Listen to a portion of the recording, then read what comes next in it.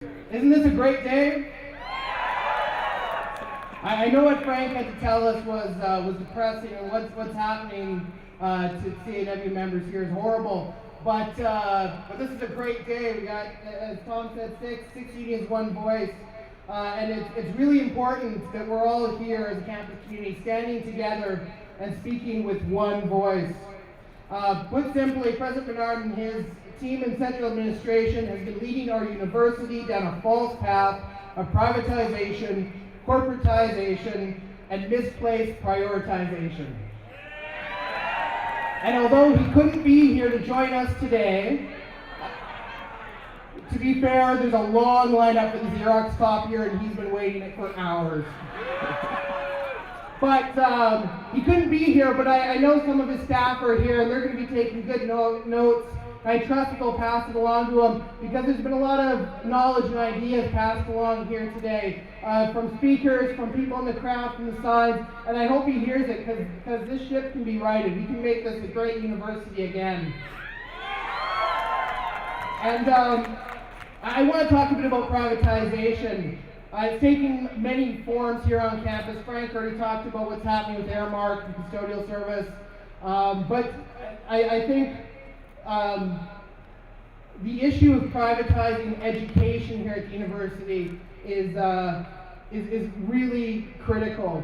By entering into the partnership with Navitas, also known as the International College of Manitoba, the university has created a two-tier system of education here on our own campus. The teaching staff at the International College is not unionized.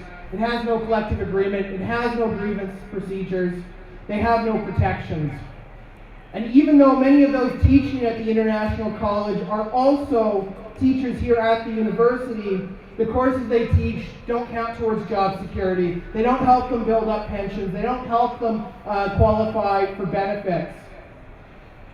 And the students at ICM come here thinking that they're going to be U of M students, but they quickly find themselves on the outside looking in. They don't have access to all of the great courses that are taught. They don't have access to all the same programs and services here at the university.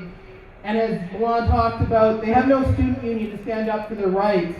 I guess if something happens to them, they're supposed to go to the courts to deal with a grade misplacement or a lost paper or whatever. They have no rights, it's wrong. And we all know that resources which should be used by this university are being funneled into ICM. How many teachers here have found out that courses or that classrooms they use for years are suddenly being used by the International College without any recourse? And it's wrong, and in a time of resources being on short, we need to make sure everything's used here for the university. Now I want to be clear here. I don't hold any ill will towards the students enrolled at the International College, nor the people who teach there. I just wish that those students at ICM were University of Manitoba students. And I wish that those who teach at ICM were our colleagues as educators here at the University of Manitoba. What I wish, and what I hope, the central administration hears, is that those people need to be brought into the university. We need to end the agreement with Navitas and make all of education at the university public once again.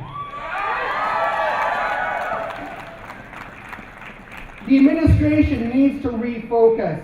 They need to put the priorities back onto the core principles of the university. We need to think about teaching and research. Well, I like propaganda. I love propaganda. Some of these signs and some of these posters that have been up are just brilliant. But propaganda doesn't teach people. Well, I guess it kind of does. But it can't replace education.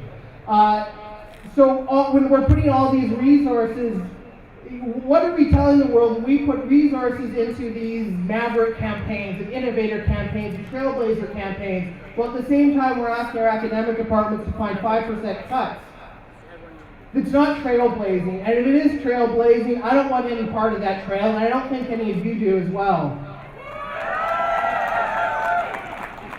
What we have here at the university is austerity budgets for the academic departments and every other department, and windfall of resources for the pet projects of the people working behind me, the central administrators. And who suffers from all these misplaced priorities? It's the students, the educators.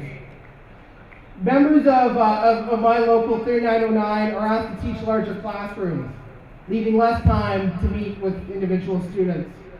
Teaching assistants are seeing their hours cut, but the workload doesn't change. Fewer courses are offered, leaving dedicated sessional instructors without work and students with fewer and fewer options. This is wrong, and it has to change now. And finally, the President, I challenge you to live up to your rhetoric and truly make this university an employer first choice for all employees, including sessional instructors. Some sessional instructors have been teaching an increasing number of the courses here taught at the university, and a large number have many, many years of dedicated service. Yet our members, the sessional instructors, must apply for their job every term, with virtually no job security.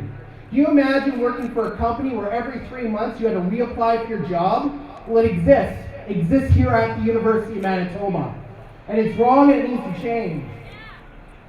Sessional instructors are termed part-time employees, no matter how much they teach. Even when working full-time hours, sessional instructors only have access to the part-time benefits the university offers for the year following their full-time employment. So I guess for 1 full year, you're supposed to ignore your toothaches and not get the medication you need, because that's what fits the benefit plan. And they're not even eligible for the tuition reimbursements for themselves or dependents. One of the things that the President likes to talk about is make us employer first choice.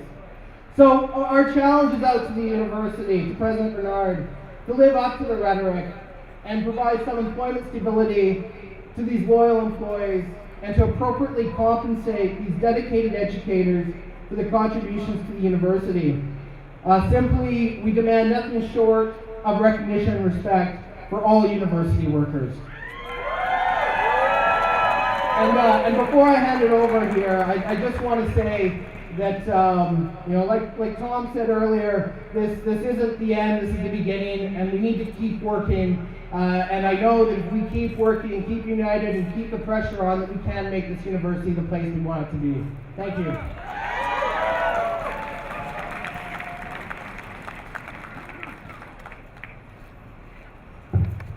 Thank you very much, Matt. Up next.